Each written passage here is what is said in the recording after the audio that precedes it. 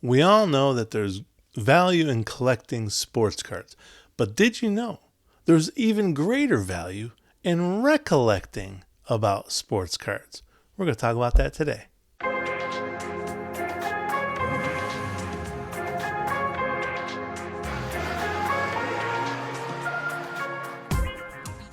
Happy hobby. I'm David Gonos. If you're a sports card collector and you're working on a limited budget, that's what we do here at this YouTube series and this podcast. That's what we're all about, helping you improve your sports card collection when you don't have a lot of scratch, you know what I'm saying? Not a lot of money to put into that collection. So we try to help you figure out ways to enjoy the collection in a different way. And that's what today's podcast and video is all about.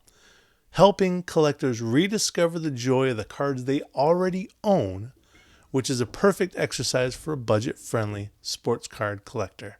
The way I look at it is collecting is fun, but it's recollecting that makes our hobby special. So when we talk about collect, what is collect? Well, the definition of collect is to bring together into one body or one place, to collect. Now, recollect, not recollect, but recollect is to bring back to the level of conscious awareness, to recollect in your brain, to recollect the memories that you had previously of something specific. So chasing the next awesome sports card is always fun. We love it. But sometimes the best hobby moments are right under our noses, tucked away in those boxes and binders that we already own. So this week, we're going all in on recollecting, rediscovering the cards you already have, and jumping into the stories and the memories and the moments those cards spark in your memory. Now, we like new cards. There's no doubt about it. We're collecting future memories in a way, if you think of it that way, especially when you're targeting young rookies or prospects who we haven't even seen play yet. But those new cards eventually turn into old cards much quicker than most of us would like, really, when you think about it. As a matter of fact, remember how excited you were when you pulled a Bobby Witt Jr. rookie card? It seems like that was 2 weeks ago. Well, there are always great ways to collect cards every season. Tons of different cards you can collect every season. And it's a monster that need to collect those new players and prospects and future stars and second year stars. It's a monster. It needs to be fed often, right? When we think about it like that. And it's not always to do when you're a sports card collector working with a limited budget. That's where recollecting comes into play. If collecting is the gathering of future memories, then recollecting, that brings back old memories. And in some instances, you can recollect by collecting. Like when you buy an old card of a player from your childhood that you never owned before, but you're really excited to get because it brings back those memories. So let's dive into nostalgia together and share some creative ways to enjoy your collection with the card community.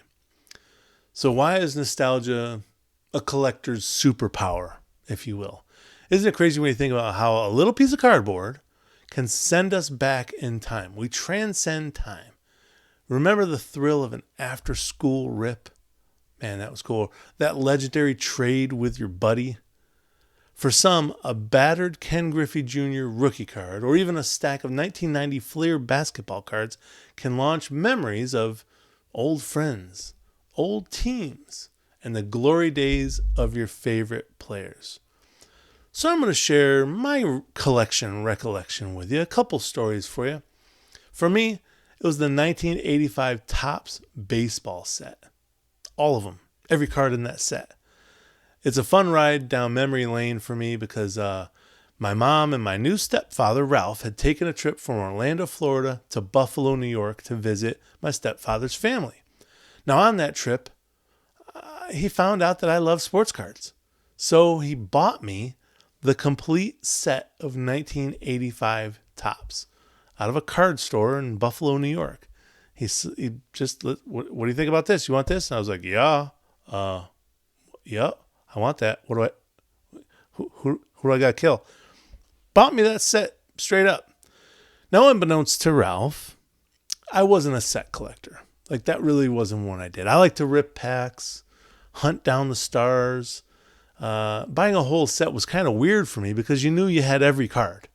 It wasn't like there were some random cool chase cards that were, special number. You didn't really get to play with the cards. You didn't get them out and flip through them like you would loose cards. It was just kind of weird for me. But hey, he bought me cards, so that's a win already. And I always knew I liked this guy. He was a pretty good guy. Something told me this guy's all right. So when I see these 1985 Topps baseball cards now, whether it's Roger Clemens rookie card, Kirby Puckett's rookie card, the Mark McGwire Team USA card, or even just a Nolan Ryan, what was he in his 16th season at that point? I think back to that summer trip to Buffalo. We did Niagara Falls. We did the Anchor Bar for some buffalo wings. It was just before I turned 14 years old, 1 month before I started high school. So that set really meant something to me. It really brought back something. It really was. It was a trip of firsts. I experienced fried pickles for the first time on that trip in Knoxville, Tennessee. Buffalo wings, curly fries with vinegar, beef on Weck sandwich from Buffalo. All those things for the first time ever. They're all great, by the way. Anchor Bar, by the way, random side note, the original Buffalo Wings restaurant in Buffalo, they recently opened a restaurant near me in Round Rock, Texas, if you can believe that, which is pretty crazy. So I get to experience those buffalo wings all over again from my childhood. The other story I wanted to share is later on, we're talking like 1990. See, the end of the 80s and the early 90s, there was a rush of expansion teams everywhere. So you had in baseball, it was the Marlins and the Diamondbacks in that first, or Marlins and Rockies, Colorado Rockies. Florida Marlins, they weren't Miami yet, and the Colorado Rockies in 1993. For basketball, though, Miami Heat and the Charlotte Hornets in 1988, and then in 1999, my Orlando Magic and the Minnesota Timberwolves. They came in 1989. In hockey, it was the Tampa Bay Lightning coming in the 1992 season.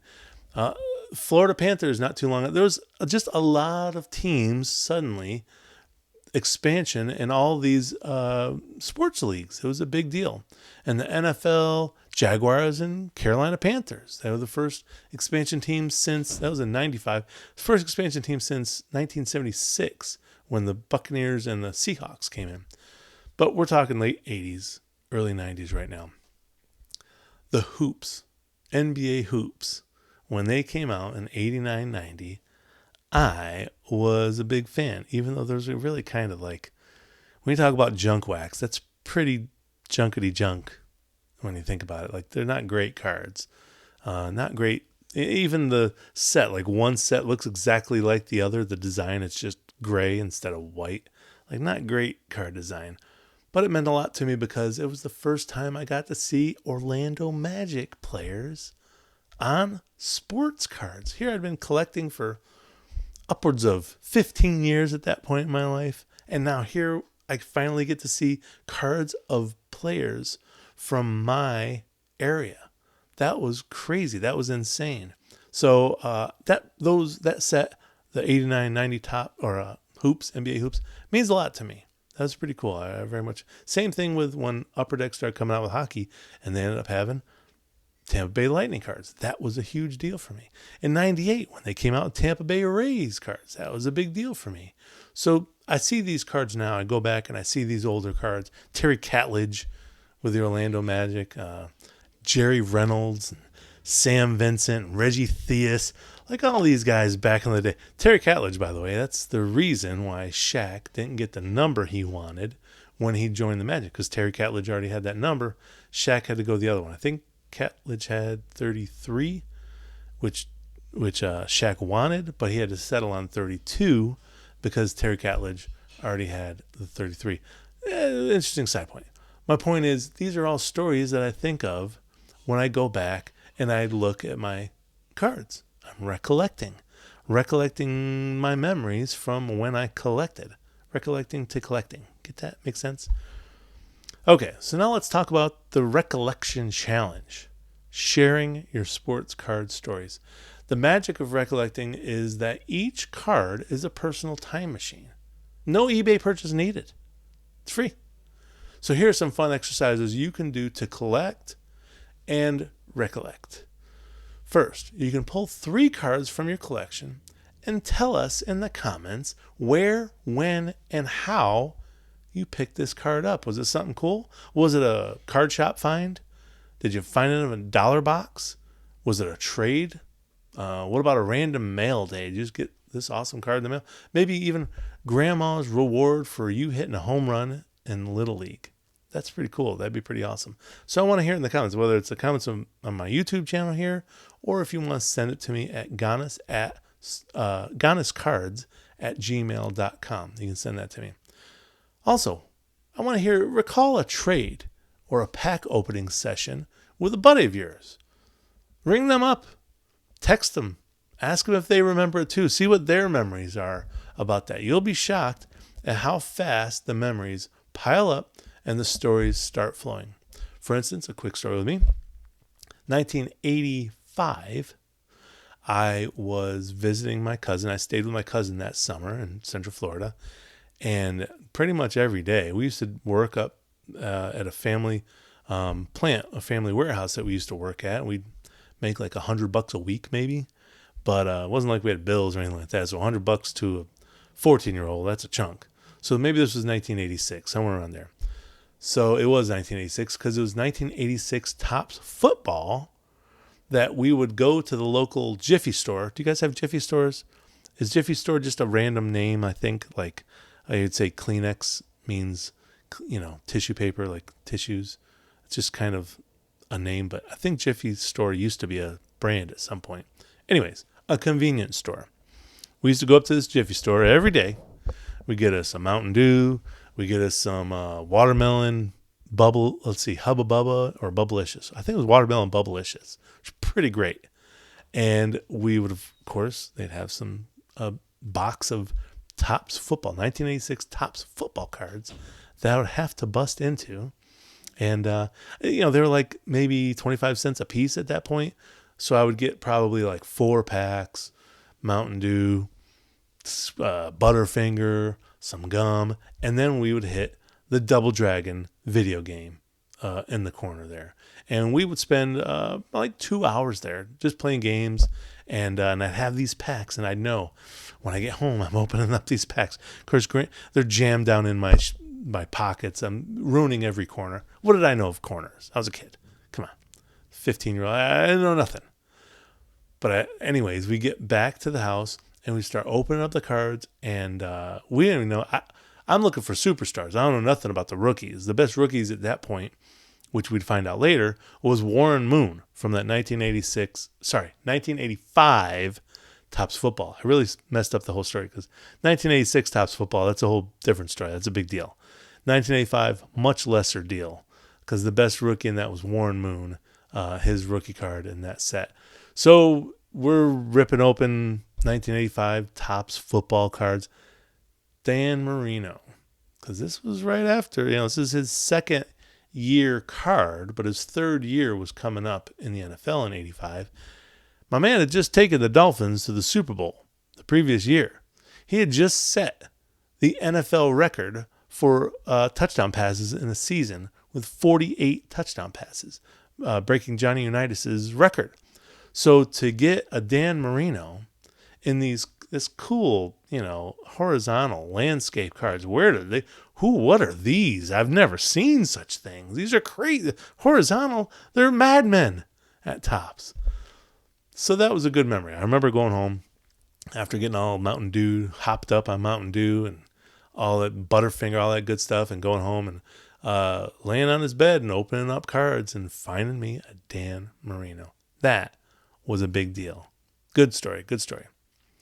You can also start, let's move it on here. Number 3, you can begin a card memories journal if you want. Now, this is either like a digital journal where maybe you just type it up where it's notes in your phone, or maybe it's old school pen and paper. write the story and maybe some fun facts for each featured card that you're thinking of, or that player. Write that down and keep that journal going, because maybe in 10 years, you'll have quite the journal there where you can go back and recollecting about it, right? That'd be pretty cool. Also, you can start a team nostalgia binder. Now, I like using top loader binders myself. I get those off Amazon. Fill that binder with cards from the teams that colored your childhood. Like I mentioned, the Magic and the Lightning and the Tampa Bay Rays and Tampa Bay Bucks. All those cards. I have a binder full of those cards. Relive those playoff runs, the bittersweet upsets, or just the one-and-done rookies that brought you happiness for a season. Just thinking about the Bucks, there was a few guys like Reggie Cobb. Man, he was fun. He was a lot of fun to watch. Eric Rett, remember that guy? That guy was awesome as a rookie, and then ended up holding out. Thought he could get some more money, and the Bucks were like, "We don't give out money. That's not our thing." So they let him go. He went to another team. Great memory. Now that I think about it, that was a painful memory, more like. Now, if you're stuck in a collecting rut or you're battling parallel fatigue, we've talked about that before, don't rush for something new. Relive your own greatest hits. Pull out a card from an older era, your childhood, your young adult years, your later young adult years, whenever, and let the memories do the work. The hobby is at its best when we celebrate our own collecting journey, not just the latest market boom, right? Let's think about it like that. So whether your collection fills a closet or a shoebox, the best treasures are often those with the most personal meaning to them. That 1985 Topps baseball set is full of little 2.5 by 3.5 inch windows into my childhood. And that brings happiness to me right to this day. Those cards may or may not still have buffalo wing sauce all over them. Who knows? So I want to hear about your recollection stories in the comments, or you can send them to me at gonoscards@gmail.com. I want to hear it. Let's hear it. I bet you have some really good ones. I want to know about it. Whatever you do, just make sure you have